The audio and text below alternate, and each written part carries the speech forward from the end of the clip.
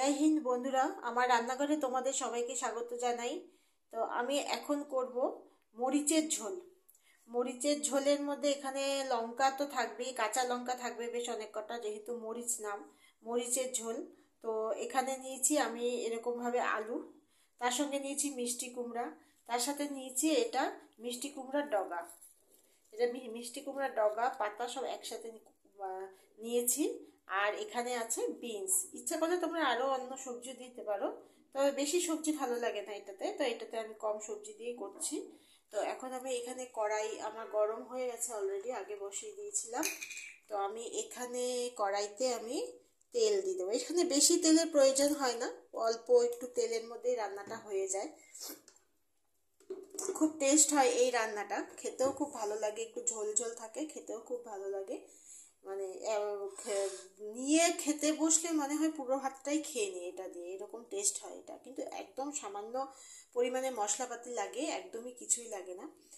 তার সঙ্গে থাকবে, এখানে থাকবে অল্প আদা বাটা, আর আমি এখানে ফোড়নে দেব 5 ফোড়ন।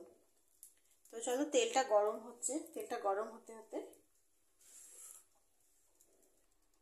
তেলটা গরম হয়ে গেছে, তা আমি এখানে সবার প্রথমে দিয়ে দিব 5 ফোড়ন। 5 ফোড়ন দিয়ে আমি এখানে কয়েকটা লঙ্কা একদম চিড়ে রেখেছি, এরকমভাবে চিড়ে রেখেছি। তো এই লঙ্কাগুলো, চেরা লঙ্কাগুলো আমি সবার প্রথমে আমি এখানে দিয়ে দেব। চেরা লঙ্কা দিয়েই যেহেতু এটা ছিটবে, সেজন্য আমি এখানে আলুগুলো আর বাকি সবজিগুলো ছেড়ে দেবো একসাথে।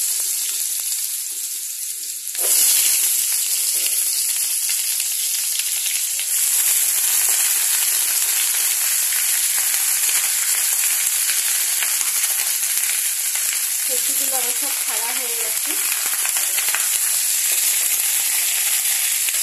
এটাকে একটু নেড়ে মিক্সটাকে একটু উঠিয়ে দেবো।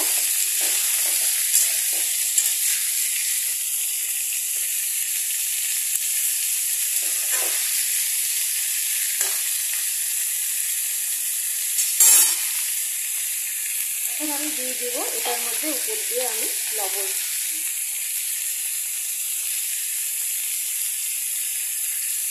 লবণ দিয়ে আমি এটাকে চাপা দিয়ে 5 মিনিট রাখবো। 5 মিনিট হয়ে গেছে, দেখি 5 মিনিট পরে কি অবস্থা এটা। তো এটা মজে গেছে, পাতাগুলো মজে গেছে, একটু নরম নরমও হয়ে গেছে। এখন এটার উপর দিয়ে আমি এখানে আদা বাটা দিয়ে দিই। আদা বাটা দিয়ে আমি এটাকে একটু ভালো করে নাড়ব।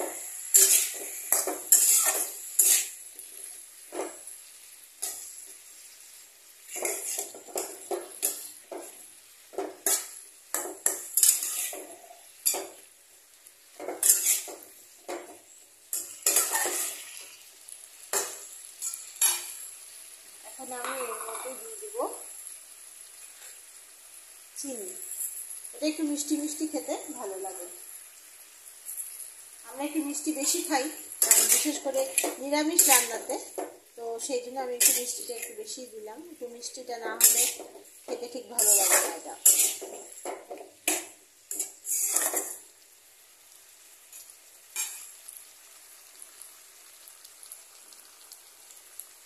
আমি এটার উপর দিয়ে হালকা করে হলুদ দিয়ে দেবো। হলুদটা একদম অতি সামান্য, একটুখানি হলুদ।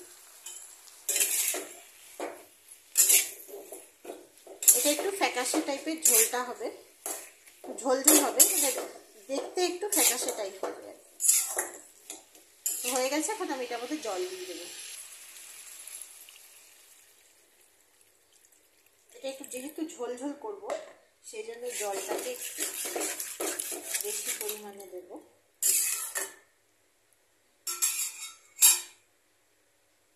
বাকি যে কাঁচা লঙ্কা আছে এটা আমি একটু পরে দেব, এখন দিলে পুরো নরম হয়ে যাবে, এই জন্য একটু কচকচা থাকবে, কাঁচা কাঁচা থাকবে, ওটা খেতে বেশি ভালো লাগবে। তো এখন আঁচটাকে আমি কমিয়ে দিয়েছি, কমানো থেকে একটু বেশি বাড়ানো আছে, একদম মিডিয়ামে নেই। এখন এটাকে ঢাকা দিয়ে 5 মিনিট মতো এটাকে হতে দেব, তারপরে আসছি 5 মিনিট পরে। চলো, আমাদের 5 মিনিট উপর হয়ে গেছে। তো এখন আমি এটাকে উঠিয়ে দেখি কেমন অবস্থায় আছে। তো এটা এখন টকবক করে ফুটছে, ধোয়া হয়ে যাচ্ছে।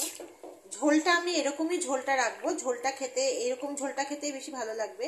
এই যে মিষ্টি কুমড়াও নরম হয়ে গেছে, এখানে আলুটাও সিদ্ধ হয়ে গেছে, বাকি শাকটা তো মজেই গেছে, বোঝাই যাচ্ছে। এই ডগার যে পাতাগুলো, ডগাটাও ডাঁটাটাও হয়ে গেছে। তো এখানে আমার রান্নার আজকে পুরো কমপ্লিট। তো এখন আমি বাকি যে কাঁচা লঙ্কাগুলো গোটা চিড়ে রেখেছি সেগুলো আমি এই উপর দিয়ে দিয়ে দেবো। এটা একটু ঝাল ঝাল হবে খেতে, কিন্তু কাঁচা লঙ্কার সেন্টটা পাওয়া যাবে আর কি। এখানে লঙ্কার গুঁড়া বা লঙ্কা বাটার কোনো দরকার নেই, যেহেতু এটা মরিচের ঝোল সেই জন্য এটাকে এখানে শুধু মরিচ কাঁচা লঙ্কার গন্ধটা পেলেই বেশি ভালো লাগবে। তো তোমরা এভাবে হয়তো অনেকে জানো, অনেকে বানাও বাড়িতে। আরও যদি অন্যরকম কেউ জানো তো রেসিপিটা আমার সাথে শেয়ার করো, আমি অবশ্যই সেরকমভাবে বানিয়ে তোমাদেরকে শেয়ার করব।